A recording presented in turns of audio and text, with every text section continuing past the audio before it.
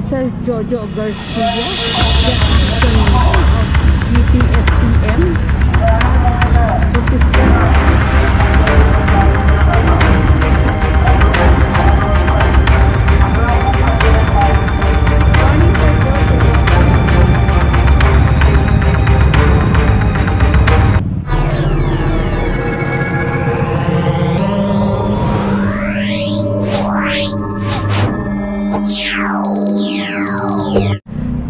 Caloocan City tayo mga kabungis. Kasama natin si Sir Jojo Garcia, the action man of GPSTM.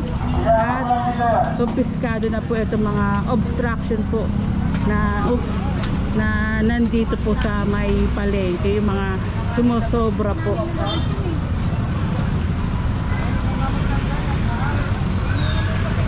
Ayan, tuloy-tuloy po ang trabaho ng ating DPSTM with or without camera. Mapapanood nyo naman po yan sa Facebook ni Sir Don Barry para makita nyo po yung mga ganap sa araw-araw. Bagong barrio, Zone 1 Health Center. Ayan, maluwag na pong madadaanan itong kalsada. Ayan, pinagwawalis po ni Sir Jojo yung mga alat po dito. Ayan, nagwawalis na nga rin po yung mga nagtitinda po dito. Maghalis po tayo ng mga sagot natin. Ay, siling green lang? Ayan, nililigpit na nga rin po.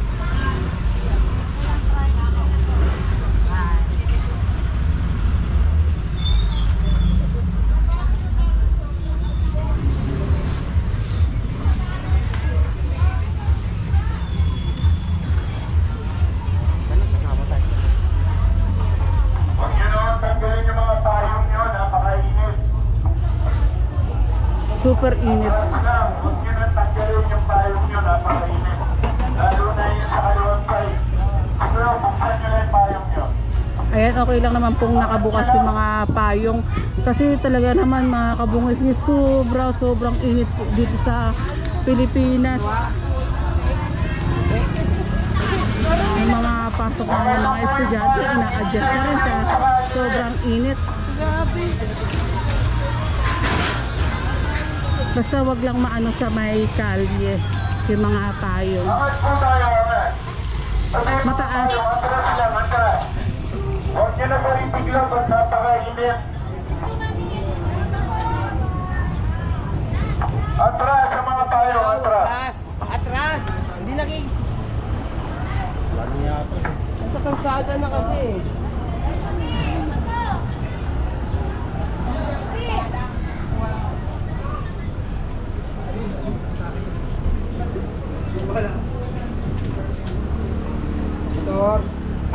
Ayan po si Sir Jojo, the action man Garcia, ang ating head ng operation.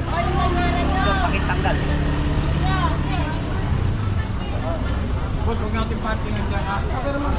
At hindi Malolos Avenue tayo. Ito yung na wag gawing parkingan po itong area na ito. Good morning Sir Jojo.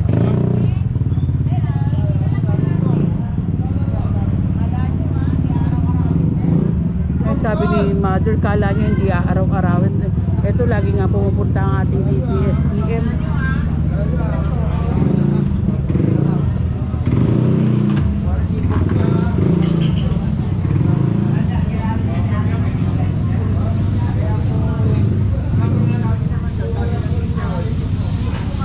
Pinapalawag po itong kalsada. At proceed tayo dito mga kabungis. Bahala na ang ating DPSTM. Dito naman tayo sa kabilang side.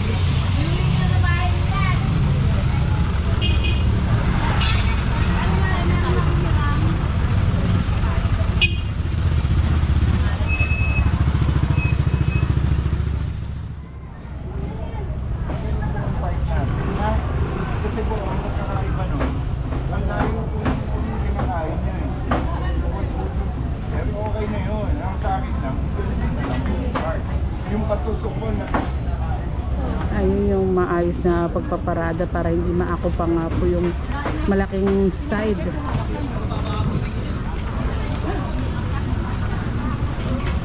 May mga nakuha, yung mga patungan. Doon tayo. Yung ano, Mark, kung meron dapat iangat, angat uli natin.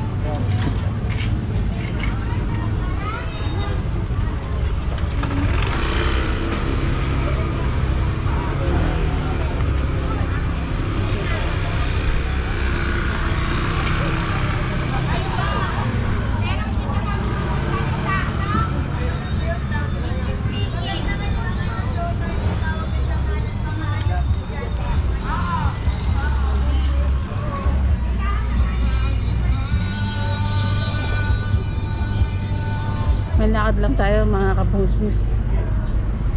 Kapag may obstruction sa kalsada, ayun kumpiskado na nga po.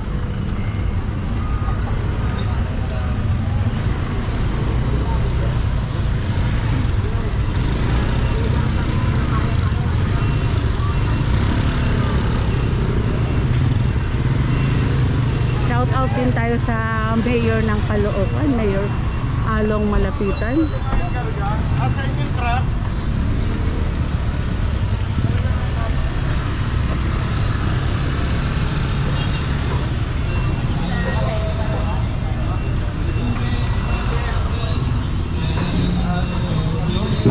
Ito pinapasan pa na nga rin po yung mga pato.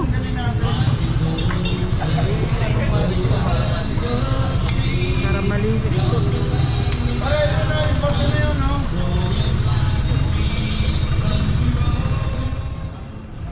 Sir Jojo, good morning. Matanong ko lang po, ano pong mapapayo niyo sa ating mga nagtitinda po dito? Good morning po sa iyong mga viewers. Ang payo lang po natin sana, sinupin po natin yung ating lugar, lalo yung pinagtitindahan. Unang-unang dapat natin gawin, make sure na ma-maintain na natin yung kalinisan. Bakit?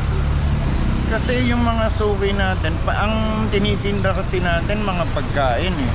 Dapat lang na maging malinis yung lugar para safe din yung ating mga suki, di ba?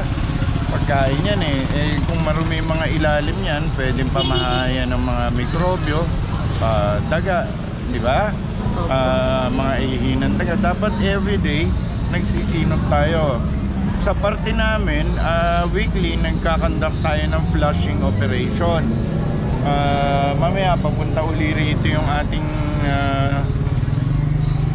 pumper truck para magbuga uli ng tubig dito. Bubugahan siya ng may kasamang sabon at Clorox yun. Para ma-maintain na natin yung kalinisan ng ating mga pamilihang bayan. Malaking bagay kasi yun na ma-maintain na natin yung kalinisan. Kung mapapansin nyo kanina, although medyo marami mga nakapayong, hindi na natin pinatanggal dahil dun sa init ng panahon. Kailangan din ng proteksyon, hindi lang ng mga tao, ganun din yung mga paninda. Mas madali siyang masisira kung maarawan, kaya binigyan laya muna natin yung paglalagay ng mga umbrellas. Tsaka mga payong, yes. Maraming salamat din po sa binigay na konsiderasyon po sa ating mga nagtitinda nga rin po.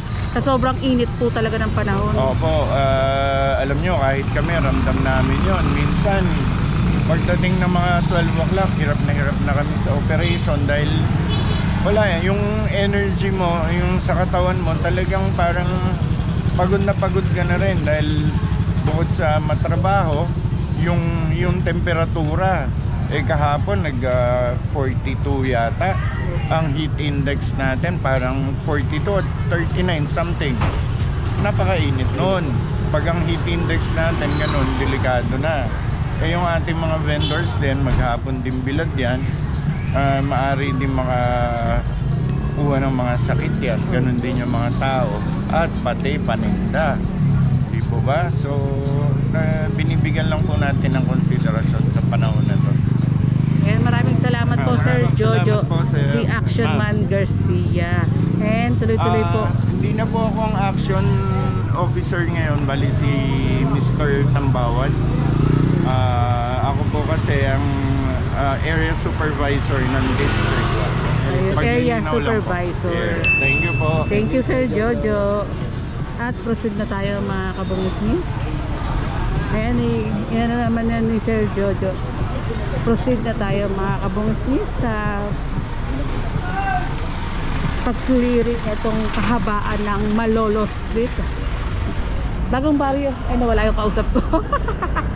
Kalaok, bagong baryo. Kung di ako nagkakamali, Caloocan City. Napakabait po niya ni Sir Jojo. At maraming salamat Sir Jojo sa palaging pag-welcome din po sa amin. Salamat po. Continuation tayo mga kabungisnis, Malolo Street, and ito pinapatabi na nga rin po itong truck na to. Pag wala po yung driver, ticket po yan. Ito titikitan. Binibigyan naman po ng konsiderasyon at pinahanap yung driver, pero pag wala pa rin, ticket na po yan. Lakad na lang ako. Babalik ang busilak tayo. Continuation tayo mga kabungisnis. Ayan, titikitan na ni Sir ito mga illegal na nakaparada. Ay, nandito pala yung may-ari. Hindi na titikitan po, Sir, kasi nandito na agad yung may-ari eh. Kaya proceed na tayo.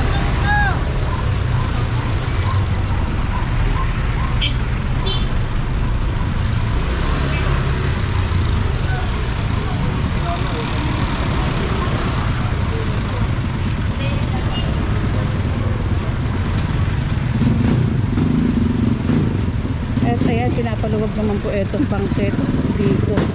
Oops.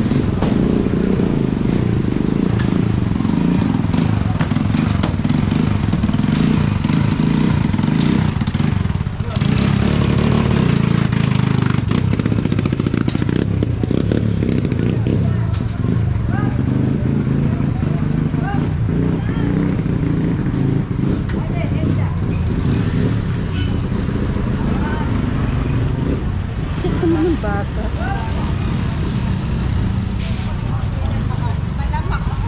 Malolos Avenue pa rin tayo. Wow, grabe, ang sarap. May iba't ibang klase ng inumin. May ube, buko, pineapple, melon. Sarap. Ayun.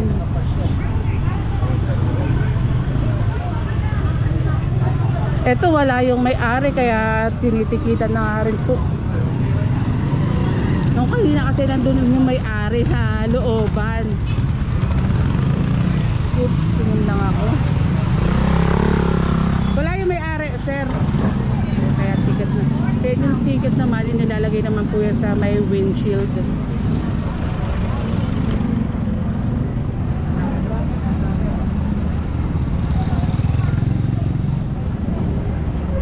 Ito na rin, tinitikita na rin.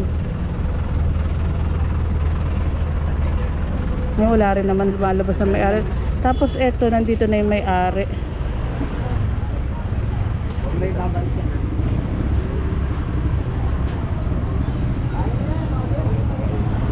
Hindi ko maikat to. Tama to.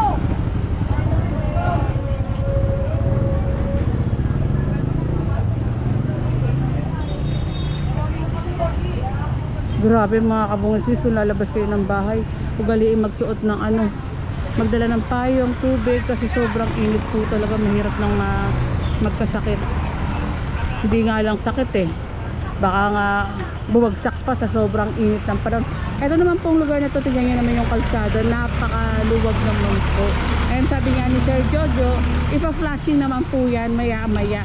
Hindi lang clearing ang ginagawa ng ating DPS-TM, kundi flashing para malinis po ang lugar. Then mga obstruction ng mga sasakyan, ticket po yung mga yan. And next upload tayo mga kabungisnis. Maraming salamat sa panonood. Ingat po kayo palagi and God bless us all. Tulad nga ng sabi ni Sir Jojo, pinapayagan yung mga payo nga po, konsiderasyon yan. Maraming salamat sa panonood. Lagi tayong may upload sa Busilak's Diary.